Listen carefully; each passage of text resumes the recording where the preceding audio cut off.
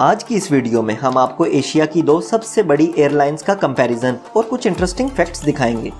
एक ज़माने में एयर इंडिया और पीआईए की दुनिया भर में मिसालें दी जाती थीं और अब ये कर्ज में इतनी डूब चुकी हैं कि कोई खरीदने तक को तैयार नहीं।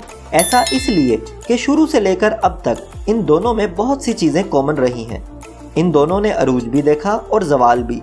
ये दोनों पहले प्राइवेट एयरलाइंस थीं जिसको बाद में सरकार ने अपने कंट्रोल में लिया और अब कर्ज में डूब जाने के बाद इनको दोबारा से प्राइवेटाइज करने की कोशिश की जा रही है। डिस्कशन तो होती रहेगी, पहले चलते हैं कंपैरिजन की तरफ। ओरिएंट एयरवेज का क़याम साल 1946 में मिर्ज़ा अहमद इस्फहानी ने किया, जो 1955 में पाकिस्तान इंटरनेशनल एयरलाइंस में शामिल हो गई। इसी तरह टाटा एयरलाइंस को 1932 में जहांगीर रतनजी टाटा यानी JRD टाटा ने बनाया। वो खुद भी पायलट थे। इस एयरलाइंस की पहली परवाज़ कराची से मुंबई के लिए थी। 1945 में जंग अजीम दोम यानी वर्ल्ड वॉर 2 के ख़त्म होने पर इस एयरलाइन को पब्लिक लिमिटेड कंपनी बनाया गया और इसका नाम एयर इंडिया रख दिया। ओरिएंट एयरवेज के पीआईए बन जाने के बाद मिर्ज़ा अहमद इस्फहानी, जो कि साबका मालिक थे, इन्हें पीआईए का चेयरमैन बनाया गया। इसी तरह टाटा एयरलाइंस के एयर इंडिया बन जाने के बाद इंडिया की सरकार ने भी साबका मालिक JRD टाटा को ही चेयरमैन बनाया। अगर आज के इस वक्त की बात की जाए तो पाकिस्तान इंटरनेशनल एयरलाइंस के पास 32 जहाज़ मौजूद हैं, जबकि एयर इंडिया के पास इस वक्त 127 ऑपरेशनल एयरक्राफ्ट्स मौजूद हैं। पीआईए इस वक्त 56 मुकामात यानी 56 डेस्टिनेशंस तक रसाई रखती है, जबकि एयर इंडिया की पहुंच 102 डेस्टिनेशन तक है।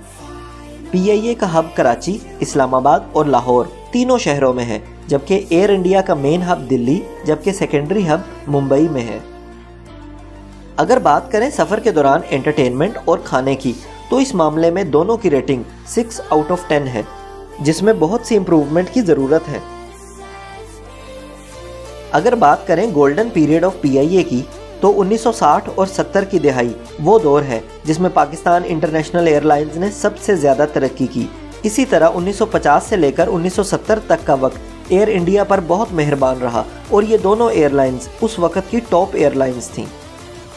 दोनों एयरलाइंस के जवाल की सबसे बड़ी वजह भी एक जैसी ही है। ओवर स्टाफिंग और पॉलिटिकल इंटरफेरेंस की वजह से ये दोनों एयरलाइंस तबाह हो गईं। अगर सियासी मुदाखलत और सियासी भर्तियां ख़त्म हो जाएं तो आज भी ये फिर से तरक्की करने लग जाएंगी।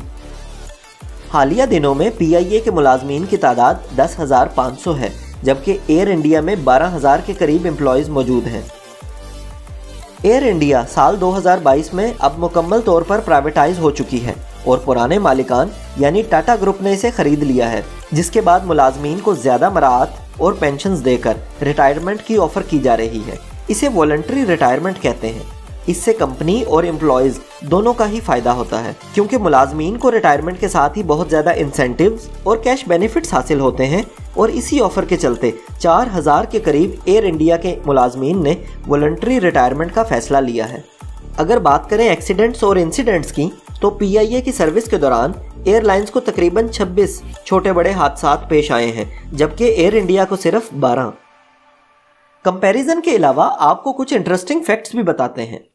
20 जनवरी 1978 को पीआईए का पहला जहाज़ हाईजैक हुआ, जो कि फोकर F-27 था।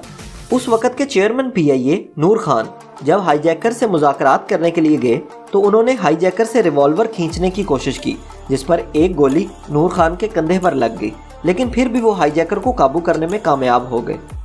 इसी तरह एयर इंडिया से मुतल्लिक एक हिस्टोरिक फैक्ट ये है कि एक बार कंपनी ने स्पेन के मशहूर आर्टिस्ट सैल्वाडोर डैली को एक एशट्रे बनाने का कहा। जी हाँ, ये वही सैल्वाडोर डैली हैं जिनकी सोच से मुतासिर होकर मनी हाइस्ट का मास्क तैयार हुआ है।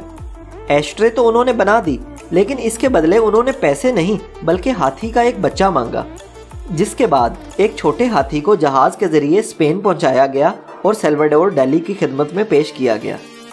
आपको पीआईए ज़्यादा पसंद है या एयर इंडिया? और क्या पीआईए को भी एयर इंडिया की तरह मुकम्मल प्राइवेटाइज कर देना चाहिए? हमें कमेंट्स में ज़रूर बताएं। प्लीज़ चैनल को सब्सक्राइब ज़रूर करें ताकि मज़ीद इंफॉर्मेटिव वीडियोज़ आपको मिल सकें।